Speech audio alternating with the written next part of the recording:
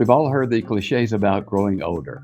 But what if I told you many people in their 80s are actually happier based on thousands of comments of people already there in their 80s and new research, new research by Stanford University? I have four things to know before you turn 80. Let's get started.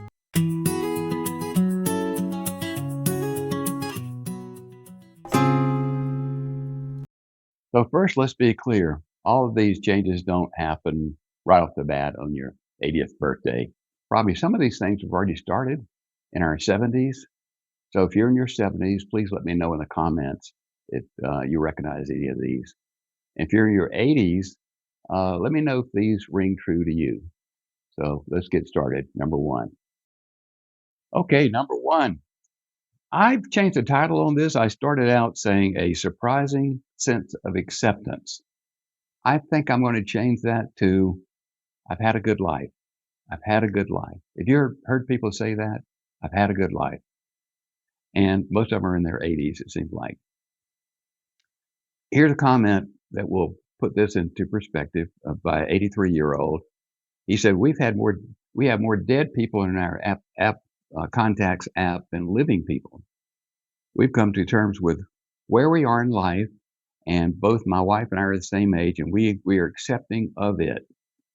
Not that we have a choice, but it seems easier to accept it than I thought when I was younger. Strangely, it does not bother me like I thought it would. Even with all the ailments and discomfort, there's a built-in acceptance of where you are mechanism, and it is working. Best of luck to you, young man. That was a typical comment from a lot of people in their 80s. They had a sense of serenity about them, and they kind of toyed with me a little bit when I was saying I was 77, harsh realities of being 77. They're like, they're like, yeah. One of them said, a few of them said, I'm glad I'm not your age. I'm 83. So they're kind of playing with me a little bit, and I appreciate the sense of humor. And they're like, it's going to be okay. It's going to be okay. Um, and that term, going back to I've had a good life, I heard a guy in a clubhouse a couple of years ago say that. He was probably about 87, and he had had quite a life. He was telling his life story to another person in the gym that was from the same place. I think they were from Brooklyn, New York. And he told how he got here and about his life. And he ended up saying, I've had a good life. I've had a good life. I wish I could do it again. And that kind of stuck with me. There's also a video by a guy who works in rehab for older people, like nursing homes and stuff like that. He goes to different places and he spends a lot of time with people, older people. And he said they always hear their life story. You know, I love to hear their life story. They tell it to me. And he said, without fail, they end up telling me the same thing over and over. I've had a good life. I've had a good life. And I know what that means, don't you? I mean, I can relate. I know what that means. I think I said that to my wife and I. We were thinking about memories we've had. I did a video about that. We lived our whole life and never looked back. Very busy, but now we get a cup of coffee and share some memories. And I remember telling her, you know, we've had a good life, and so no matter what happens from here on out, we've had a good life.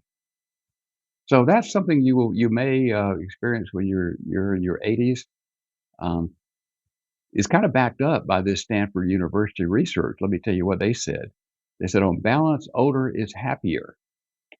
Older is happier. And that goes against, you know, what you always thought, right?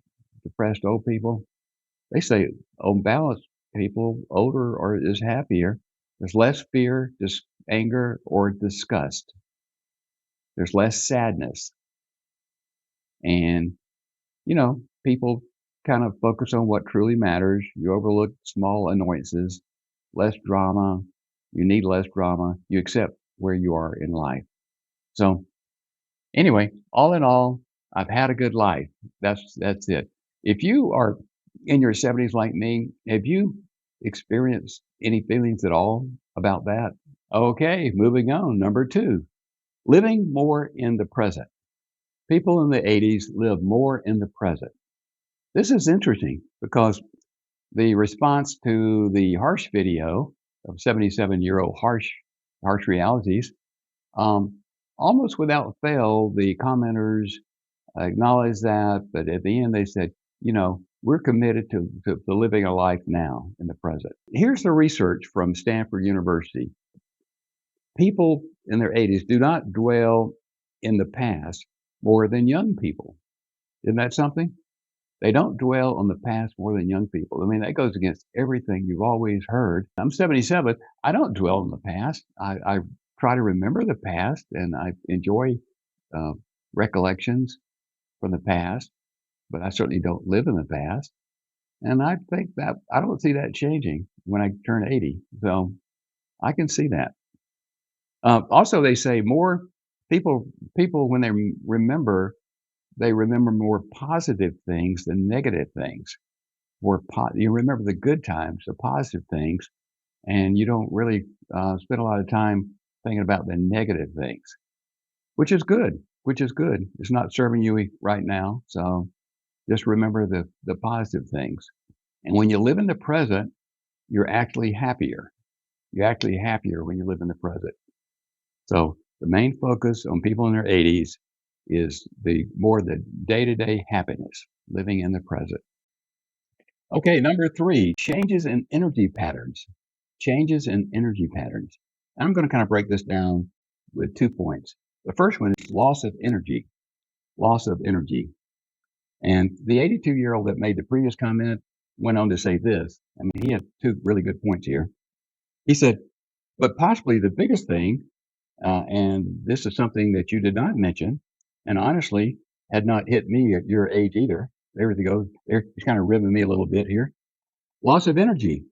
And along with it, the loss of desire to do things, even the most simple task, the loss of energy.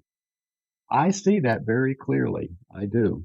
I've got friends in their 80s, and it seems like around 83, they really start to slow down a little bit. They keep going, but the loss of energy is something that you will most likely be experiencing in your 80s. I mean, that's not surprising. In fact, I would say in our 70s, we've already feel that, don't we? I mean, I have. I mean, I've seen it the last year or two. I've felt different about that. The energy I've had, I have. So loss of energy. The other thing is sleep pattern shift, and we've already started that too. But earlier to bed, earlier to rise. Um, they say the mornings are you have more energy, and if you want to get something done, get it done in the morning. Um, Naps are a valuable tool. I think I'm already learning that. I've already learned that lesson. You start saying no to more things. You start cutting back on your activities, and you have to ration out your available energy. So sleep pattern shift and staying home feels right more days of the week, and that makes sense. I mean, you may not want to travel as much. You love traveling. You've done it.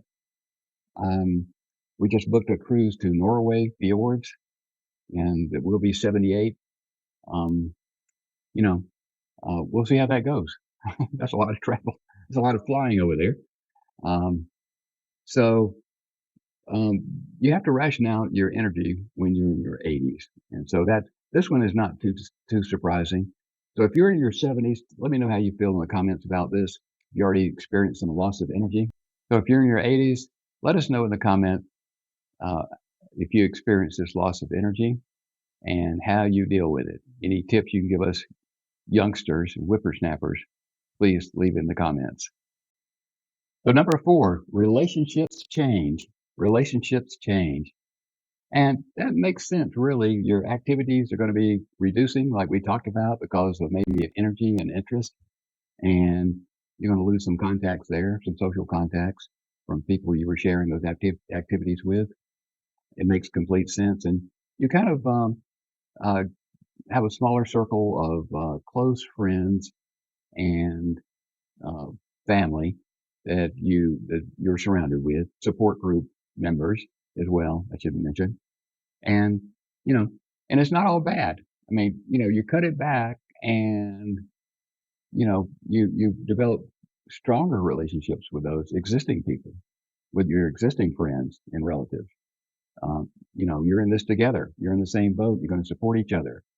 And so it's not a loss of meaning. Um, it's just a smaller group of friends, and that will be happening. Neighbors, you may have more contact, say, with your neighbors or your community members, things like that, part of your support group as well. So relationships will change, and that's completely natural. All of these changes are natural. You don't have to do anything about it. You just experience them. All these changes are not bad changes. It's something that just happens. Nothing we need to do. It kind of reminds me of the Stoic philosophy had a story about a dog leashed to the bumper of a car. And the car was going to go around the block. Um, and the car started off, and the dog was there by himself, leashed to the car. And he started putting on the brakes and resisting. And the car sped up a little bit. And the dog needs to decide, is he going to just resist the whole way and be dragged around, get bloodied, and by his leash drug around the block? Or is he going to run along with the car and be saved? And so I kind of think that's where we are, basically. You can resist aging. I think that's what we're trying to do. All of us are trying to be healthy and resist aging.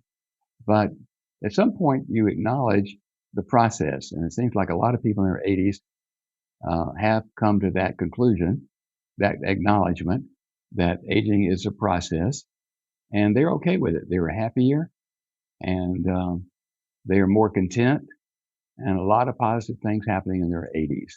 So, if you're in your 80s and you kept calling me young man in the comments and whippersnapper, I appreciate that. I appreciate the sense of humor. I'm smiling all the way, and I hope to be in your shoes one day. And let us know in the comments how these things rang true with you in the 80s. And again, if you're in the 70s or younger, uh, let me know if you experienced any of these so far. You know what I'm talking about. All right. Love the comments. Please leave those wonderful, thoughtful, detailed comments. I love reading them. I read every one of them, and other people do too. So thanks so much for taking the time to make those thoughtful comments. Okay. Until next time, this is Robert's Active Retirement.